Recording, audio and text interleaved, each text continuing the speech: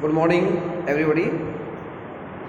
प्यारे विद्यार्थियों, जैसा कि आपको विदित है, राजस्थान विश्वविद्यालय ने कल अधिसूचना जारी की है और इसमें इस वर्ष 2020 जो चल रहा है, इसमें बीए पार्ट थर्ड के जो विद्यार्थी थे उनके परीक्षा 18 तारीख से विधिवत प्रारंभ हो रही है।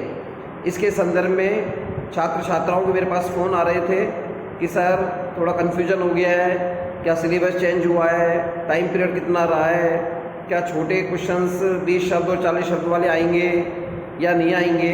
तो मैं समाजशास्त्र में आज का वीडियो परीक्षा की दृष्टि से समाजशास्त्र मार्गदर्शन के रूप में बना रहा हूँ। सबसे पहले आप इसको ध्यान से सुने और किसी प्रकार की अफवाहों में न जाकर पूरी तरह जो व्यवस्था आपके लिए की गई है उसमें सहभागी बने। प्यारे विद्यार्थियों, राजस्थान विश्वविद्यालय की जो ये परीक्षा है इसमें एक बहुत बड़ा परिवर्तन हुआ है। एक तो हुआ है समय की अवधि को लेकर। अब तक 3 घंटे का पेपर होता था, लेकिन अब 18 तारीख से जो पेपर होने वाले हैं उनके अंदर समय अवधि आपकी 120 मिनट अर्थात 2 घंटे रखी गई है। इस 2 घंटे की अवधि में छोटे जो प्रश्न पहले आते थे 20 शब्द और 40 शब्द, संभवतः उनका प्रावधान नहीं है। आपको पहले सेक्शन के अनुसार प्रत्येक यूनिट से एक क्वेश्चन का चयन करते हुए उत्तर लिखना होता था, वो चीज़ भी अब समाप्त कर दी गई है। आपको जो पेपर मिलेगा उसमें 5 या 6 या और भी अधिक हो सकते हैं, जैसा विश्वविद्यालय निर्धारित करेगा। आपको प्रश्न दिए गए होंगे, आप अपनी इच्छा से कोई भी 3 प्रश्नों का चयन कर सकते हैं। इन प्रश्नों का चयन करने पर आपको निर्धारित 2 घंटे में ही उसका उत्तर देना होगा। अब मैं थोड़ा सा आपको मार्गदर्शन करूंगा कि फर्स्ट पेपर और सेकंड पेपर में किन प्रश्नों पर आपको विशेष ध्यान देना है, क्योंकि बदली हुई नीति के साथ हमें हमारी रणनीति को बदलने की आवश्यकता है। सबसे पहले जब हम चर्चा करते हैं हमारे पाठ्यक्रम पर, तो इसके अंतर्गत फर्स्ट पेपर की जो पहली यूनिट है इसमें क्लासिकल सोशियोलॉजिकल ट्रेडिशंस में कार्ल मार्क्स, दुर्खिम और मैक्स वेबर के टॉपिक हैं। मेरा सभी से निवेदन है कि जो पाश्चात्य थिंकर हैं वो थोड़े याद करने में और समझने में जटिल लगते हैं, इसलिए आप 3 थिंकर तो ये तैयार कर लें। विशेषकर कार्ल मार्क्स के संदर्भ में द्वंद्वात्मक भौतिकवाद और वर्ग संघर्ष की अवधारणा, इन 2 में से आपको संभवतः एक प्रश्न मिल जाएगा और ज़्यादा संभावना है वर्ग एवं वर्ग संघर्ष की अवधारणा की। विद्यार्थी इसके लिए मेरे जो 2 वीडियो पहले बने हुए हैं कार्ल मार्क्स पर, उनको आप सुन सकते हैं। मैंने प्राथमिकता के तौर पर उन्हें पहले बना दिया था। दुर्खिम में जो अगला प्रश्न बनता है सामाजिक तथ्य के संदर्भ में, और इसमें जो सावयवी और यांत्रिक सुदृढ़ता की बात की गई है उसका सीधा संबंध division of labour in society के साथ है। तो श्रम विभाजन और सामाजिक तथ्य में से मैं बल दूंगा कि आप श्रम विभाजन पर क्वेश्चन तैयार कर लें। मैक्स वेबर में पहली यूनिट का जो क्वेश्चन है उसमें सामाजिक क्रिया और प्राधिकार की अवधारणा, दोनों ही मैंने वीडियो डाले हुए हैं, आप सुने हैं। सामाजिक क्रिया को थोड़ा आप ज़्यादा विशेष प्राथमिकता दें। देखिए, अब यूनिट सिस्टम तो है नहीं, अपनी सुविधा से आप याद कर सकते हैं। तो कार्ल मार्क्स में मैं आपको वर्ग एवं वर्ग संघर्ष की अवधारणा, दुर्खिम में श्रम विभाजन की अवधारणा और मैक्स वेबर में सामाजिक क्रिया की अवधारणा को तैयार करने का सुझाव देता हूं। अगर पश्चिमी विचारकों में आपको थोड़ा इजी लगता है तो आप हैबरमास, ग्रामसी और गिडिंग्स, इन तीनों को भी छू सकते हैं, लेकिन मेरी व्यक्तिगत सलाह आपको यह है कि आप इन तीनों को कम से कम समय दें, क्योंकि ये थोड़े याद करने में जटिल हैं। इसके स्थान पर मैं आपको सुझाव दूंगा जो इंडियन थिंकर हैं, जिसमें M N. Srinivas, D P. Mukherjee, O R. Desai, ये थोड़े पढ़ने में भी सरल लगेंगे। इनकी अवधारणाएं भी बड़ी सहज हैं, आप इनको आराम से पढ़ सकते हैं। और ये ऐसे थिंकर हैं जिनका प्रारंभिक परिचय आपको फर्स्ट ईयर और सेकेंड ईयर में हो चुका है। विशेषकर डॉक्टर एम.एन. श्रीनिवास की अवधारणा जो संस्कृतिकरण की इन्होंने दी है, इसको आप भली भांति तैयार कर लें, क्योंकि संस्कृतिकरण के साथ ही प्रभु जाति की अवधारणा, डोमिनेट कास्ट जुड़ा हुआ है। हम लोगों ने पढ़ा था कि प्रभु जाति एक वर्चस्व रखने वाली राजनीतिक आधार पर, आर्थिक आधार पर, सामाजिक राजनीतिक तंत्र में सुदृढ़ता के आधार पर पाई जाने वाली जनसंख्या बहुल्य वाली एक ऐसी जाति है जो क्षेत्र विशेष में अलग हो सकती है। अगर इसको हम गुजरात के संदर्भ में देखें तो पटेल हो सकते हैं, राजस्थान में राजपूत हो सकते हैं, हिमाचल में और कोई जाति हो सकती है। अलग अलग क्षेत्र विशेष में डोमिनेट प्रभुत्व रखने वाली जाति होती है। उसको बनने के लिए जब अन्य जातियां अनुगामी बनती हैं और एक दो पीढ़ी के बाद उनकी संतान होने का दावा करती है, यही अवधारणा डॉक्टर एम.एन. श्रीवास ने संस्कृतिकरण में दी। तो मेरा आपका सुझाव है कि आप संस्कृतिकरण वाले टॉपिक को बहुत अच्छी तरीके से तैयार करें, संभवतः यह प्रश्न आएगा। इसके अलावा डीपी मुखर्जी आप फर्स्ट ईयर में पढ़ चुके हैं, विविधता और परंपराओं का द्वंद्व, यदि संभव हो सके तो आप इसको तैयार कर लें। चूंकि आपको 3 ही प्रश्न करने हैं और समय अवधि आपके पास 8 या 9 दिन बचे हुए हैं, तो ऐसी स्थिति में मैं आपको सलाह यही दूंगा, श्रम विभाजन, वर्ग संघर्ष, सामाजिक क्रिया और संस्कृतिकरण, ये 4 प्रश्न तो अनिवार्य रूप से आप तैयार करें, बाकी आप रीडिंग कर सकते हैं।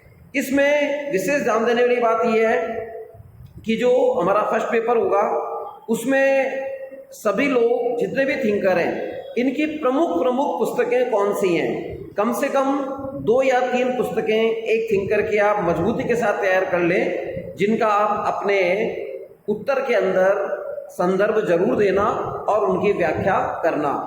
ठीक इसी प्रकार सेकंड पेपर जो आपका है, जिसे हम इंट्रोडक्शन सब सोशोलॉजीज के रूप में देखते हैं, नगरीय समाजशास्त्र के रूप में देखते हैं, इसमें भी 3 यूनिट जो पहले बटी हुई थी, चूंकि अब यूनिट सिस्टम नहीं है तो अपनी सहजता के आधार पर देश दुनिया में जो विषय चल रहे हैं, जो अभी हमारे टच में हैं, उनको आप ध्यान में देते हुए तैयार करना। जैसे मैं तीसरे इसमें बिंदु पे जा रहा हूँ, स्लम्स, कच्ची बस्तियाँ क्या होती हैं। ये एक बड़ा इजी कंसेप्ट है।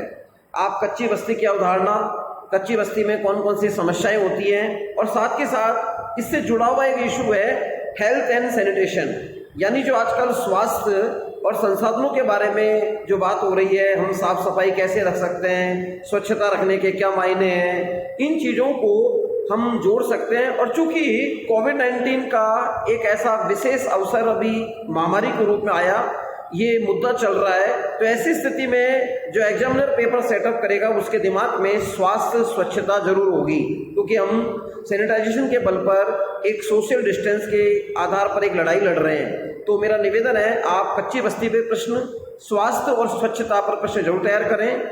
इसके अलावा नगर किसे कहते हैं, नगरों के प्रकार क्या है, नगरीकरण की अवधारणा क्या होती है, और एक नगरीय समाजशास्त्र के अंदर हम किस तरह की विषय सामग्री को शामिल कर सकते हैं, ये मुद्दे भी आप तैयार कर सकते हैं।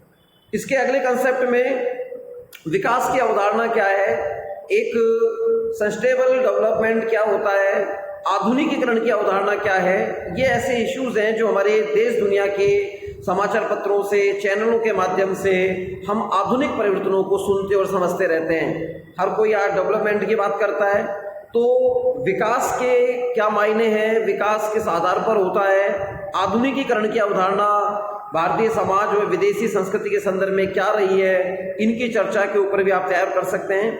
इसके अलावा आपको इसमें जो पुनर्वास की नीतियाँ होती हैं, शिक्षा, लिंग, असमानताएं हमारे भारतीय समाज में है नगरीकरण के संदर्भ में, इनके ऊपर भी आप प्रश्न तैयार कर सकते हैं।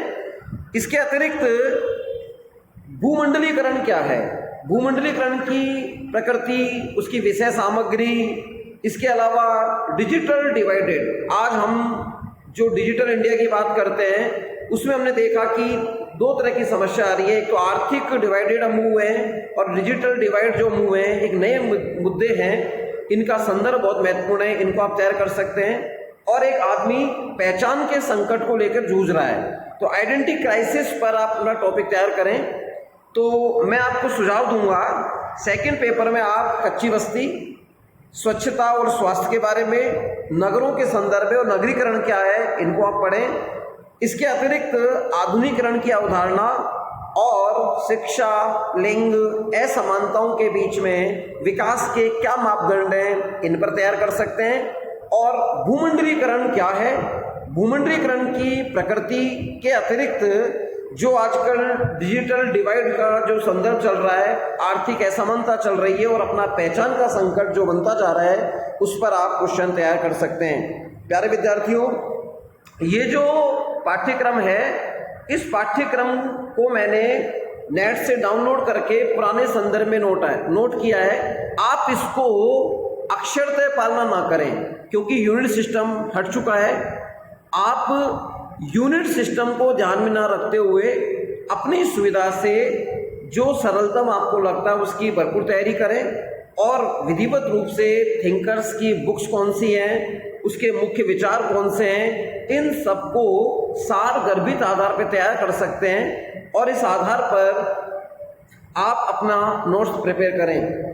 आपसे मेरा निवेदन है, बीच बीच में हो सकता है 2-4 दिन में राजस्थान विश्वविद्यालय के द्वारा कोई नई प्रकार की सूचना आए, क्योंकि अभी मैं इस वक्त जो वीडियो बना रहा हूँ तब तक मेरे पास कोई सूचना नहीं है, लेकिन जितनी सूचना है उसके आधार पर मैं आपका मार्गदर्शन कर रहा हूँ। फर्दर कोई भी इंफॉर्मेशन आप कलेक्ट करना चाहें तो मैं अपना संपर्क सूत्र इसमें डाल रहा हूँ, 9414311515। यही मेरा व्हाट्सअप नंबर भी है। आप अपनी कोई क्वेरीज हो, कोई आपको समस्या हो, आप मेरे व्हाट्सअप नंबर पर डाल सकते हैं। मैं जब भी मेरे पास समय होगा मैं उन क्वेरीज का समाधान करने का पूरा प्रयास करूंगा, ये मैं आपसे प्रॉमिस कर सकता हूं। किस तरह की प्रश्नावली होगी, किस तरह के प्रश्न होंगे, फिर भी आपके समझ में नहीं आता है तो आप मेरे से संपर्क कर सकते हैं। इस संपर्क सूत्र के माध्यम से आप सभी को परीक्षा की अग्रिम शुभकामनाएं। जो भी लोग जुड़े हुए हैं गत सत्र वाले और नवीन सत्र वाले बच्चों से मैं कहना चाहूँगा कि मेरा अगला वीडियो जो कार्ल मार्क्स के संदर्भ में था, मैं कल आपको प्रेषित करूँगा। तब तक के लिए आप अपनी तैयारी करते रहें और जो विद्यार्थी परीक्षा देने वाले हैं पूरे मनोयोग के साथ, सामाजिक दूरी बनाते हुए, अपने आप को बचाते हुए पूरी तैयारी करें और बिना किसी डर के निर्भीक रूप से अपना पेपर दें। आप सबके उज्जवल भविष्य की कामना करते हुए कोटिशय धन्यवाद।